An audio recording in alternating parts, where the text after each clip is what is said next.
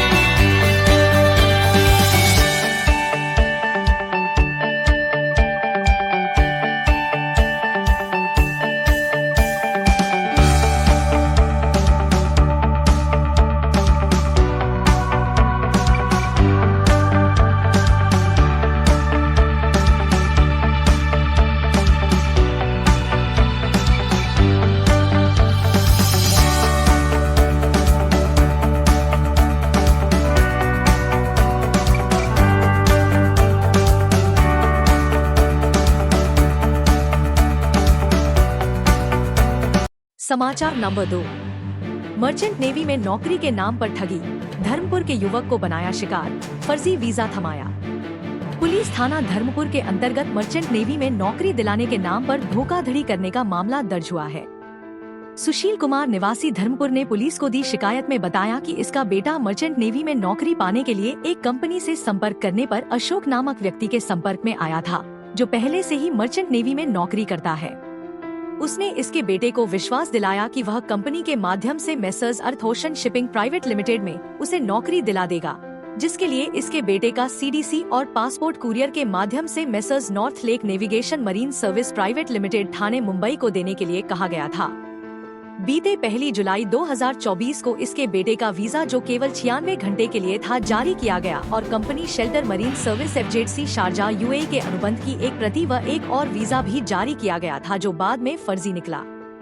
शिकायतकर्ता ने बताया कि उपरोक्त कागजात प्राप्त होने पर इसका बेटा 9 जुलाई 2024 को दुबई चला गया, जहां पहुंचने पर शेल्टर मरीन सर्विस के किसी भी प्रतिनिधि द्वारा इसके बेटे से संपर्क नहीं किया गया, जिस पर इसने सौरभ त्रिपाठी और भी अशोक से संपर्क किया, लेकिन उन्होंने इसके फोन उठाना बंद कर दिया। उन्होंने पुलिस को बताया कि उपरोक्त व्यक्तियों ने उनके साथ धोखाधड़ी की है। एएसपी सोलन राजकुमार चंदेल ने बताया कि मामला दर्ज कर आगामी कार्रवाई अमल में लाई जा रही है। समाचार नंबर 3। जयराम ठाकुर, जयराम की मांग, पूरे प्रदेश में मिले आपदा का संशोधित पैकेज। नेता प्रतिपक्ष जयराम ठाकुर ने कहा कि सभी आपदा प्रभावितों को विशेष पैकेज के तहत एक समान राहत राशि वितरित की जाए। जयराम ठाकुर ने कहा कि राज्य सरकार द्वारा समेज और बागीपुल के आपदा प्रभावितों को विशेष आर्थिक पैकेज दिए जाने का फैसला सरकार द्वारा बहुत देर से किया गया, जबकि केंद्र सरकार द्वारा इस बार हिमाचल प्रदेश को आपदा राहत के तहत जारी किए जाने वाला फंड एडवांस ही दे चुकी थी। हादसे के बाद ही हमने मांग की थी कि सामान्य मदद से कुछ नहीं होने वाला है। लोगों का बहुत नुकसान हुआ है, लोगों का सब कुछ बर्बाद हो गया है। इस आपदा के जख्म भरने में बहुत वक्त लगेगा। ऐसे में सरकार प्रदेश में इस मानसून में हुई भीषण तबाही पर आपदा के प्रभावितों को विशेष आर्थिक पैकेज के तहत ही मदद करे। राज्य सरकार के आंकड़ों के अनुसार इस बार मानसून के दौरान प्रदेश भर में 101 से ज्यादा घटनाएं हुई हैं, जिसमें भारी संख्या में जनधन की हानि हुई। ऐसे में सभी प्रभावितों को विशेष पैकेज के तहत एक समान राहत राशि वितरित की जाए, क्योंकि आपदा में किसी भी प्रकार प्रभावितों के साथ भेदभाव नहीं किया जाना चाहिए। उन्होंने कहा कि आपदा के तुरंत बाद प्रभावितों को राहत, बचाव कार्य और पुनर्वास के लिए प्रभावी कदम उठाए जाने चाहिए थे, लेकिन सरकार ने आर्थिक पैकेज की घोषणा करने में ही 4 महीने का समय लगा दिया।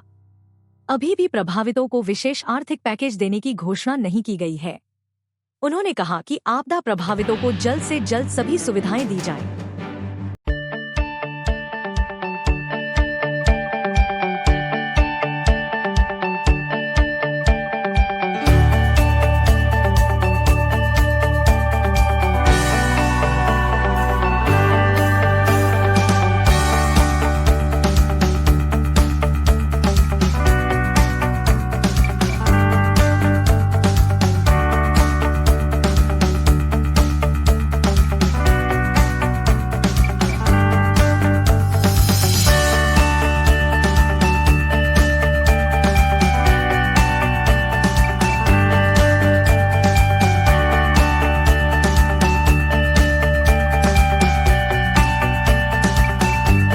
समाचार नंबर 4। हिमाचल कांग्रेस पंचायत चुनाव में होगा कांग्रेस की नई टीम का पहला इम्तिहान। हिमाचल में तार-तार किए जा चुके कांग्रेस संगठन को दोबारा पिरोने में जुटी प्रदेशाध्यक्ष भले ही इसे आगामी विधानसभा चुनाव की रणनीति करार दे रही हो, लेकिन कांग्रेस के संगठन का सबसे बड़ा इम्तिहान अगले साल होने वाले पंचायती राज चुनाव में होगा। प्रदेश में पंचायती राज चुनाव की सुगबुगाहट अगले साल की पहली तिमाही के बाद दिखनी शुरू हो जाएगी, जबकि साल के अंत तक चुनाव की सभी तैयारियां पूरी हो जाएंगी।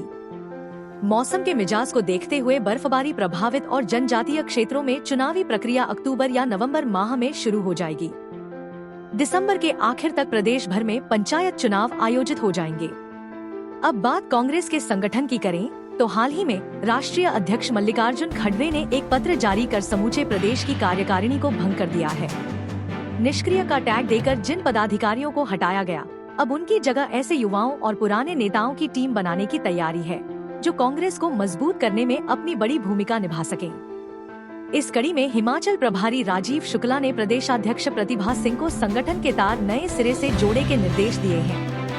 प्रतिभा सिंह कांग्रेस के पुराने और दिग्गज नेताओं से सलाह मशविरा कर नई कार्यकारिणी गठित करने की बात कर रही है। इसके साथ ही नई कार्यकारिणी में ब्लॉक, जिला और राज्य स्तर पर सरकार की पसंद के पदाधिकारी भी आ सकें।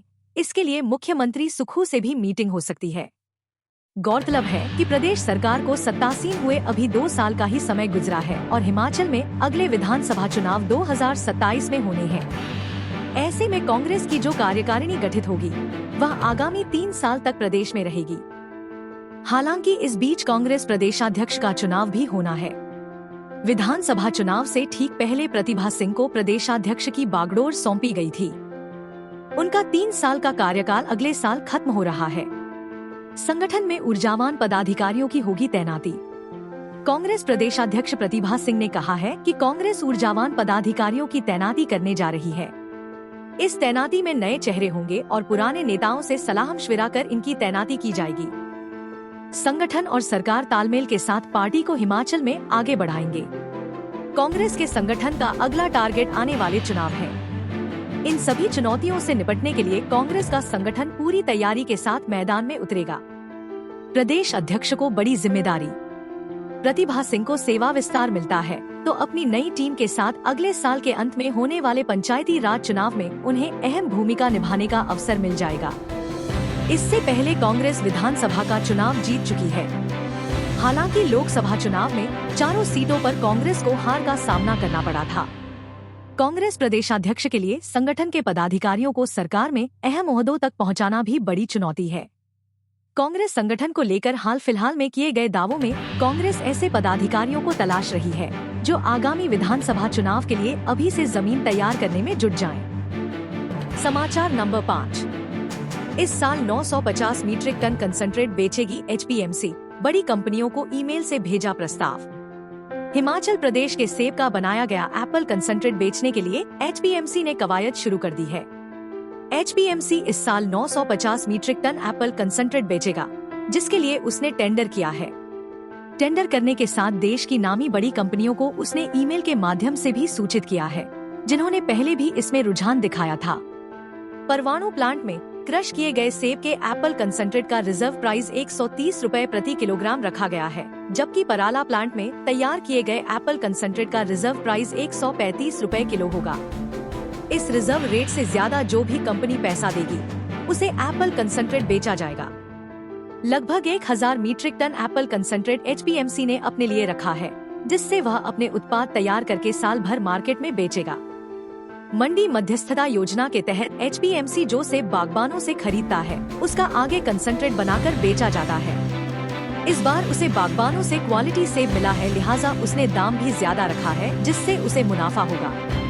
पराला में प्रोसेसिंग प्लांट लगने से इस बार एचपीएमसी से आमदनी ज्यादा होने वाली है। यहाँ पर जो कंसंट्रेट बनाया गया है वह 8 किलो सेब में 1 किलो निकला है।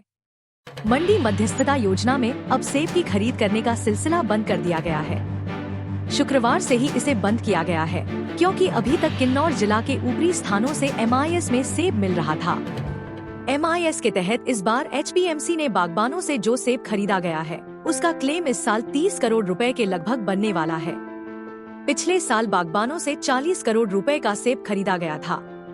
इस बार कम सेब मिला है, लेकिन क्वालिटी पर आधारित सेब मिला है, क्योंकि सरकार ने एमआईएस में कुछ कड़ी शर्तें लगाई थी, जिनको बागबान पूरा नहीं कर सके। ऐसे में सरकारी एजेंसियों को भी इसका पूरा फायदा मिला है। एमआईएस के सेब को एचपीएमसी ने अपने भंडारण केंद्रों में भी स्टोर कर दिया है, ताकि समय आने पर उसका कंसंट्रेट बनाया जाए या फिर सेब पर आधारित दूसरे उत्पाद यहाँ पर तैयार किए जाएंगे। अभी उसके प्रोसेसिंग यूनिटों पर कंसंट्रेट बनाने का काम चल रहा है और उसने इसकी खरीद के लिए टेंडर कर दिया है। अब देखना होगा कि कौन सी कंपनी रिजर्व प्राइस से ज्यादा रेट देती है। एचपीएमसी द्वारा खरीदे गए सेब की लगभग 85% प्रोसेसिंग कर दी गई है और उसके पास कंसंट्रेट पूरी तरह से तैयार है। इस बार अहम बात यह भी हुई है कि एचपीएमसी शिमला जिला में जो सेब खरीदकर उसे प्रोसेसिंग के लिए परवाणु भेजता था वह नहीं हुआ। शिमला जिला में जो भी सेब खरीदा गया वह सीधे पराला प्लांट में ले जाया गया। परवाणु के प्लांट में दूसरे क्षेत्रों से आए सेब को भेजा गया और दोनों जगहों पर प्रोसेसिंग की गई।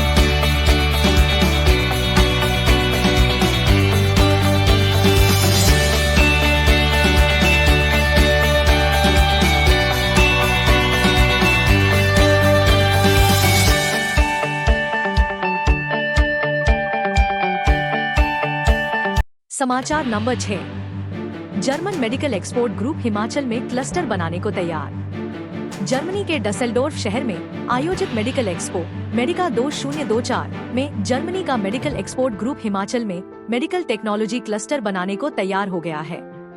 उद्योग मंत्री हर्षवर्धन सिंह चौहान की अध्यक्षता में हिमाचल से गए प्रतिनिधिमंडल के साथ जर्मन मेडिकल एक्सपोर्ट ग्रुप के अध्यक्ष फ्रेडहेलम किंगेनबर्ग ने यह इच्छा जताई। उद्योग मंत्री ने उन्हें हिमाचल आने का न्योता दिया है। इस मेडिकल एक्सपो में हिमाचल से गए दल ने जापान, कोरिया, इजराइल, ताइवान, तुर्की और फ्रांस के डेलीगेशन के साथ मुलाकात की है। इन मुलाकातों में उद्योग मंत्री ने हिमाचल में स्थापित हो रहे मेडिकल डिवाइस पार्क और बल्क ड्रग पार्क में निवेश की संभावनाओं पर चर्चा की और इन देशों के प्रतिनिधियों को द्विपक्षीय मुलाकात के लिए दिल्ली या शिमला आमंत्रित किया। बहुत से निवेशकों ने हिमाचल में मेडिकल सेक्टर से संबंधित वर्तमान इकोसिस्टम को समझने के लिए हिमाचल आने पर अपनी सहमति जताई है। इससे पहले हिमाचल से गया यह दल कई नामी कंपनियों से राउंड टेबल सेशन भी कर चुका है। इनमें Shahjahanand Medical, HRS Navigation, Collogenesis Health Care, Ring Nano Systems, Basic Health Care, Lifeline Biz, Shagun Cares, Indian Surgical Equipment Company Private Limited, Midmark, Kanam Latex, Hindustan Syringe and Medical Devices Limited, Precon Meditech, Excellence Medical Technology और एजीज Life Sciences आदि शामिल थी। प्रतिनिधिमंडल में 4 कांग्रेस विधायक भुवनेश्वर गौड़, सुरेश कुमार, महेंद्र राजन और विनोद सुल्तानपुरी भी शामिल हैं। समाचार नंबर 7। शिमला में आज सजेगी यूएपीटी की विशेष अदालत, आतंकवाद विरोधी मामलों की होगी सुनवाई। शिमला में शनिवार का आतंकवाद विरोधी मामलों की सुनवाई के लिए अनलॉफुल एक्टिविटी प्रिवेंशन ट्रिब्यूनल की विशेष अदालत का आयोजन किया जाएगा। अनलॉफुल एक्टिविटी प्रिवेंशन ट्रिब्यूनल की विशेष अदालत में यूएपीए के मामलों की सुनवाई की जाएगी। यूएपीए एक कानून है जिसका उद्देश्य अवैध गतिविधियों को रोकना और आतंकवाद से निपटना है। इसे आतंकवाद विरोधी कानून के नाम से भी जाना जाता है। शिमला में आयोजित की जाने वाली विशेष अदालत के लिए अनलॉफुल एक्टिविटी प्रिवेंशन ट्रिब्यूनल की 22 लोगों की टीम शिमला आएगी। हाई कोर्ट में शनिवार को अनलॉफुल एक्टिविटी प्रिवेंशन ट्रिब्यूनल की विशेष अदालत का आयोजन किया जाएगा। अनलॉफुल एक्टिविटी प्रिवेंशन ट्रिब्यूनल की विशेष अदालत के आयोजन के लिए डीआईजी राहुल नाथ को नोडल अधिकारी नियुक्त किया है। अनलॉफुल एक्टिविटी प्रिवेंशन ट्रिब्यूनल की विशेष में ऊना, कांगड़ा और कुल्लू जिला के 6 अलग अलग मामलों की सुनवाई की जाएगी। अनलॉफुल एक्टिविटी प्रिवेंशन ट्रिब्यूनल की विशेष अदालत में एक अधिक मामले की सुनवाई में एसपी और एक मामले में एसएचओ शामिल होंगे। अनलॉफुल एक्टिविटी प्रिवेंशन ट्रिब्यूनल की विशेष अदालत में प्रदेश के पुलिस थानों में दर्ज किए यूएपीए एक्ट के तहत मामलों की सुनवाई की जाएगी।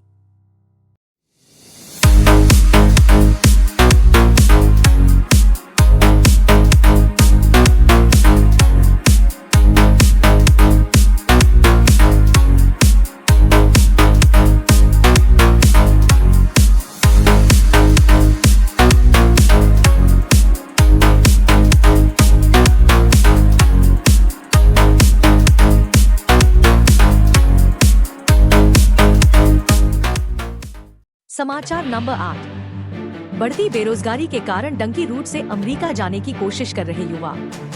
पूर्व मुख्यमंत्री एवं पूर्व केंद्रीय मंत्री शांता कुमार ने कहा कि कुछ समय पहले पंजाब, गुजरात और कुछ अन्य प्रदेशों के लोग अमेरिका जैसे अन्य देशों में गए, बसे और करोड़पति बन गए। अब परिस्थिति बदल गई है, परंतु पंजाब जैसे कुछ प्रदेशों से नौकरी का करे चमकीले सपनों का लालच बहुत से नवयुवकों को किसी भी तरीके से अमेरिका जैसे देशों में जाकर करोड़पति बनने के लिए उकसा रहा है। शांता कुमार ने कहा कि बढ़ती आबादी, गरीबी, बेरोजगारी और रातों रात करोड़पति बनने के लालच में पंजाब इत्यादि प्रदेशों के बहुत से नौजवान डंकी रूट से अमेरिका जैसे देशों में जाने की कोशिश कर रहे हैं। डंकी रूट ऐसे अवैध रास्तों से कई देशों से होकर अमेरिका पहुंचाने का तरीका है। इन सब देशों में अवैध एजेंट करोड़ों रुपए लेकर डंकी रूट द्वारा नौजवानों को भेज रहे हैं। इस प्रकार की बहुत सी कहानियां अखबार में छपती रहती है। शाहरुख खान की फिल्म डंकी में इस समस्या को दिखाया गया है। अमेरिका सरकार की एक रिपोर्ट के अनुसार पिछले 5 साल में 2 लाख से अधिक भारतीय डंकी रूट से अमेरिका में घुसते हुए पकड़े गए। हजारों रास्तों में अन्य देशों में पकड़े गए होंगे या मर गए होंगे। इससे भी अधिक दुर्भाग्य का विषय यह है कि देश की ऐसी सभी समस्याओं का सबसे बड़ा कारण बढ़ती विस्फोटक आबादी के प्रति देश के नेताओं का कोई ध्यान नहीं है। समाचार number 9। Himachal news. Sub station के साथ 66 केवी पूकाजा ट्रांसमिशन लाइन बोर्ड से लेने की तैयारी। लाहौल स्पीति में पूह से काजा तक बनने वाली 66 केवी की ट्रांसमिशन लाइन को बिजली बोर्ड से छीनकर ट्रांसमिशन कारपोरेशन को देने की तैयारी की जा रही है। बिजली बोर्ड के निदेशक मंडल की बैठक में इस संबंध में निर्णय हुआ है, जिसके लिए सचिव ऊर्जा ने बोर्ड को पत्र लिखा था। बिजली बोर्ड के ज्वाइंट फ्रंट ने निदेशक मंडल की बैठक में हुए निर्णय का खुलासा करते हुए मुख्यमंत्री सुखविंदर सिंह सुक्खू को पत्र लिखा है और इस पर अपना ऐतराज जताया है। ज्वाइंट फ्रंट के नेताओं ही लोकेश ठाकुर व सह संयोजक हीरा लाल वर्मा ने कहा कि इस 66 केवी ट्रांसमिशन लाइन के साथ 66 केवी सब स्टेशन समधो को भी ट्रांसमिशन कारपोरेशन को देने की तैयारी है, जिसे सहन नहीं किया जाएगा। पहले ही बिजली बोर्ड से ट्रांसमिशन लाइनों को शिफ्ट करने की कोशिशें की जा रही हैं, जिसका वह विरोध करते हैं। पूह से काजा तक की लाइन के निर्माण के लिए बिजली बोर्ड को केंद्र सरकार की RDSS स्कीम में पैसा मिला है। इस पर 362 करोड़ रुपए खर्च किए जाने हैं, जिसमें से 300 करोड़ रुपए की राशि केंद्र सरकार दे रही है। हिमाचल बिजली बोर्ड को केंद्रीय योजना के तहत इस काम को करने का जिम्मा सौंपा था, मगर यहाँ पर सरकार अपने स्तर पर यह निर्णय ले रही है कि इस लाइन को पूरा करने के लिए ट्रांसमिशन कारपोरेशन को सौंपा जाए, जो कि तर्कसंगत नहीं है। जनता को बिजली की सुचारू व्यवस्था करने का अधिकारी डिस्ट्रीब्यूशन कंपनी के पास है और वो बिजली बोर्ड है। ऐसा करके सरकार बिजली बोर्ड से उसका हक छीन रही है। इस पर बिजली बोर्ड कंस्ट्रक्शन वर्क कर रही है, क्योंकि केंद्र सरकार ने उसे अपनी योजना के तहत काम दिया है। इस पर किसी भी तरह का निर्णय लेने का अधिकार ऊर्जा मंत्रालय को है। यहाँ समधो का 66 केवी सब स्टेशन पहले से बिजली बोर्ड के पास है, जो उसकी सालों से देख रेख कर रहा है। अब आगे ट्रांसमिशन लाइन बनाने का काम भी उसके पास है, जिसे वापस लेकर कारपोरेशन को देने की तैयारी की जा रही है। इन नेताओं ने कहा कि अब जबकि बोर्ड इस पर काम कर रहा है, तो इसे ट्रांसमिशन कारपोरेशन को देने का कोई तुक नहीं बनता है। यह बिजली बोर्ड के साथ अन्याय होगा और इसे सहन नहीं किया जाएगा। ट्रांसमिशन कारपोरेशन से 34 पैसे प्रति यूनिट बिलिंग चार्ज वसूलेगा बिजली बोर्ड। बिजली बोर्ड इसका निर्माण करेगा तो किसी भी स्थिति में टैरिफ नहीं बढ़ेगा, जबकि ट्रांसमिशन कारपोरेशन इसका निर्माण करेगा तो टैरिफ भी यकीनन बढ़ेगा, क्योंकि फिर ट्रांसमिशन कारपोरेशन से बिजली बोर्ड 34 पैसे प्रति यूनिट बिलिंग चार्ज वसूल करेगा, जिससे टैरिफ महंगा होगा। यदि बोर्ड इसे खुद बनाएगा तो यह राशि वह नहीं लगाएगा, जिसका सीधा लाभ वहां के उपभोक्ताओं को मिलेगा। उन्होंने मुख्यमंत्री को लिखे पत्र में आग्रह किया है कि वह इस तरह के निर्णय पर पुनर्विचार करें और इसे वापस लिया जाए।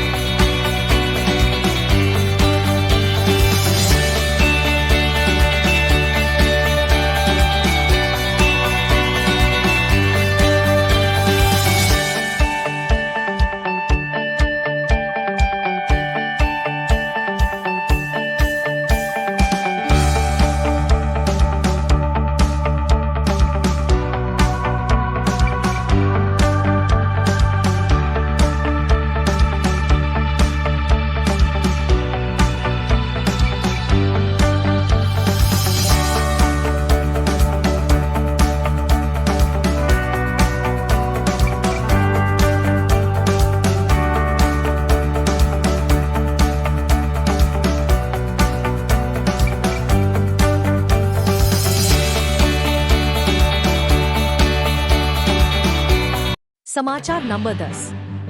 हिमाचल न्यूज। पर्यटन निगम के पैसों पर सरकारी विभागों की कुंडली। पर्यटन निगम के होटलों की सरकारी विभागों ने लाखों की राशि पर कुंडली मारी है। अब पर्यटन निगम की ओर से इन सरकारी विभागों को इस राशि की अदायगी को लेकर आग्रह पत्र भेजे हैं। 1 सप्ताह के भीतर इस राशि की अदायगी करने को लेकर निर्देश दिए गए हैं। DC office Hamirpur, AIIMS Bilaspur, DC office Kullu, DC office Bilaspur जैसे नामी संस्थानों के पास भी पर्यटन निगम होटलों की राशि फंसी हुई है। लेकिन अब इस राशि को एकत्रित करने को लेकर पर्यटन निगम ने सख्त रवैया अपनाया है, ताकि पहले से ही घाटे की मार झेल रहे पर्यटन निगम को कुछ राहत मिल सके। हिमाचल में पहले से ही पर्यटन निगम के होटल घाटे में चल रहे हैं। पर्यटन निगम की ओर से इन होटल्स को घाटे से उभारने को लेकर लगातार प्रयास किए जा रहे हैं, लेकिन सरकारी विभागों के पास फंसी लाखों की राशि फंसी हुई है। होटल्स कैफे को घाटे से उभारने के लिए कसी कमर। Lake View Cafe Bilaspur DDO Tulsiram Thakur के पास 3 जिलों बिलासपुर, मंडी, हमीरपुर के होटल्स की जिम्मेदारी है। 3 जिलों में पर्यटन निगम के कुल 7 होटल्स कैफे हैं। इसमें 5 होटल्स, 2 कैफे हैं। इस होटल्स और कैफे को घाटे से उभारने के लिए लगातार प्रयास किए जा रहे हैं। हमीरपुर डीसी ऑफिस के 1 साल से 5 लाख रुपए पेंडिंग। हमीरपुर डीसी ऑफिस के करीब 1 साल से 5 लाख की राशि पेंडिंग है। उच्च अधिकारियों की ओर से मिले निर्देश के बाद निगम द्वारा यह प्रक्रिया अपनाई गई है। मेडिकल कॉलेज नेरचौक की 79,000 की राशि पेंडिंग है। यदि बात डीसी ऑफिस कुल्लू की करें तो 4,935 रुपए लंच का बिल लंबित है। यह बिल लंबे समय से पेंडिंग है। वहीं एम्स बिलासपुर का 26,000 रुपए बिल, डीसी ऑफिस बिलासपुर 45,360 रुपए, सीएमओ बिलासपुर 12,196 रुपए, छात्रा स्कूल बिलासपुर का 10,302 रुपए बिल लंबित है। समाचार नंबर 11। पंजाब हरियाणा के तर्कों पर अटॉर्नी जनरल से रिपोर्ट मांगी। भाखड़ा ब्यास प्रबंधन बोर्ड यानी बीबीएमबी से मिलने वाली 4,500 करोड़ कीमत की बिजली को लेकर सुप्रीम कोर्ट में लड़ाई आखिरी चरण में पहुंच गई है। 2 रोज पहले यह मामला सुप्रीम कोर्ट के सामने लगा था। अब 13 दिसंबर को सुनवाई तय हुई है और इसी सुनवाई के बाद एरियर की बिजली की कटौती भी शुरू हो सकती है। इस मामले में पिछली सुनवाई के बाद पंजाब और हरियाणा राज्यों ने 2 तर्क अपने लिखित जवाब में दिए थे। पहला तर्क बीबीएमबी द्वारा बनाई जा रही बिजली की उत्पादन लागत को लेकर है। पंजाब और हरियाणा चाहते हैं कि हिमाचल वर्तमान लागत को वहन करे, जबकि हिमाचल उस उत्पादन लागत को लेना चाहता है जो एरियर की अवधि के दौरान थी। पड़ोसी राज्यों की ओर से दूसरा तर्क यह है कि इससे पहले बीबीएमबी से मिलती रही बिजली को भी अब एरियर में एडजस्ट किया जाए, जबकि हिमाचल इसके जवाब में ट्रांसपोर्ट टेरिटरी को कारण बताया जा रहा है। सुप्रीम कोर्ट में खंडपीठ ने दोनों राज्यों के इन तर्कों पर अब अटॉर्नी जनरल से रिपोर्ट मांगी है। सुप्रीम कोर्ट को यह रिपोर्ट 13 दिसंबर से पहले चाहिए। इसके आधार पर 13 दिसंबर की सुनवाई आखिरी भी हो सकती है। इस मामले में हिमाचल का दावा मजबूत है और पिछली सुनवाई में अटॉर्नी जनरल ने हिमाचल के हित में पक्ष रखा था। सुप्रीम कोर्ट की नई खंडपीठ के सामने हिमाचल की 2 बातों पर पहले ही सहमति हो गई थी। पंजाब और हरियाणा को एरियर के तौर पर 1,300 करोड़ यूनिट बिजली चुकानी है और इसका भुगतान अगले 15 साल में होना है। सुप्रीम कोर्ट ने ही अटॉर्नी जनरल को तीनों राज्यों के बीच में समन्वय बनाने की जिम्मेदारी दे रखी है। हिमाचल के पक्ष में डिक्री। बीबीएमबी एरियर को लेकर सुप्रीम कोर्ट में हिमाचल के पक्ष में डिक्री जारी कर रखी है। इसे 13 साल से इम्प्लीमेंट नहीं किया जा सका है। 2011 के बाद हिमाचल को बढ़ी हुई हिस्सेदारी पर बिजली मिलना शुरू हो गई है, लेकिन 1966 से भाखड़ा डैम, 1977 से डैहर बिजली परियोजना और 1978 से पोंग डैम प्रोजेक्ट से एरियर अब भी बकाया है। पंजाब और हरियाणा इस एरियर का भुगतान नकद करने को तैयार नहीं है, लेकिन एरियर की बिजली चुकाने को तैयार है। इस तरह से कुल 1,300 करोड़ यूनिट बिजली हिमाचल को मिलेगी। समाचार नंबर 12। पुलिस थानों में सीसीटीवी कैमरों पर रिपोर्ट तलब। प्रदेश हाई कोर्ट ने पुलिस थाना और चौकियों में सीसीटीवी कैमरे लगाने से जुड़े मामले में डीजीपी को शपथ पत्र दाखिल करने के आदेश जारी किए। शपथ पत्र में डीजीपी को यह स्पष्ट करने को कहा है कि क्या पुलिस चौकियों में सीसीटीवी कैमरे उचित स्थान पर लगाए गए हैं। कार्यवाहक मुख्य न्यायाधीश तरलोक सिंह चौहान और न्यायाधीश सत्येन वैद्य की खंडपीठ ने डीजीपी को यह स्पष्ट करने को कहा है कि इस मामले में 12 मार्च 2024 को दिए हाईकोर्ट के आदेशों पर क्या कार्रवाई की गई। कोर्ट ने डीजीपी को शपथ पत्र दायर कर यह बताने को कहा था कि क्या थानों में स्थापित सीसीटीवी कैमरे ऐसे स्थानों पर लगाए हैं जिससे मानवाधिकार उल्लंघन के मामले रिकॉर्ड हो सके। कोर्ट ने डीजीपी को कैमरों के स्थापना हेतु उचित स्थान संबंधी सुझावों पर गौर कर उचित कार्रवाई करने के आदेश भी दिए थे। कोर्ट ने डिस्ट्रिक्ट लेवल ओवरसाइट कमेटियों को आदेश दिए थे कि वे समय समय पर सीसीटीवी फुटेज की समीक्षा कर पता लगाए कि क्या थानों में मानवाधिकारों का उल्लंघन तो नहीं हो रहा है। कोर्ट ने स्टेट लेवल ओवरसाइट कमेटी की लंबे अंतराल के बाद बैठकों के आयोजन को गंभीरता से लेते हुए इन बैठकों का समय समय पर आयोजन करने के आदेश भी दिए थे। उल्लेखनीय है कि हाई कोर्ट ने पुलिस स्टेशनों में सीसीटीवी कैमरों की स्थापना के मुद्दे पर राज्य स्तरीय निरीक्षण समिति को 5 बिंदुओं पर हल्फनामा दाखिल करने के आदेश दिए थे। पुलिस स्टेशनों में कहां-कहां कैमरे लगाना जरूरी। सर्वोच्च न्यायालय के निर्देश के अनुसार प्रत्येक पुलिस स्टेशन में सभी प्रवेश और निकास बिंदुओं, पुलिस स्टेशन के मुख्य द्वार, सभी लॉकअप, सभी गलियारों, लॉबी, रिसेप्शन एरिया में कैमरे लगाए जाने जरूरी हैं। सभी बरामदे, आउट हाउस, इंस्पेक्टर का कमरा, सब इंस्पेक्टर का कमरा, लॉकअप रूम के बाहर का क्षेत्र, स्टेशन हॉल, पुलिस स्टेशन परिसर के सामने, वॉशरूम, शौचालय के बाहर, ड्यूटी ऑफिसर का कमरा और पुलिस स्टेशन के पीछे का हिस्सा भी सीसीटीवी की निगरानी में आने हैं। हम अपने राज्य के विकास में योगदान देने में गर्व महसूस करते हैं और हमें उम्मीद है आने वाले दिनों में हमें और भी अच्छी खबरें मिलेंगी। इन खबरों को अधिक लोगों तक पहुंचने के लिए कृपया हमारा कंटेंट शेयर करें, साथ ही हमारे चैनल को सब्सक्राइब करें और अपडेट के लिए हमें फॉलो करें। अपने विचारों को कमेंट में शेयर करना ना भूलें। आपका सहयोग हमें और भी बेहतर काम करने में मदद करेगा। धन्यवाद।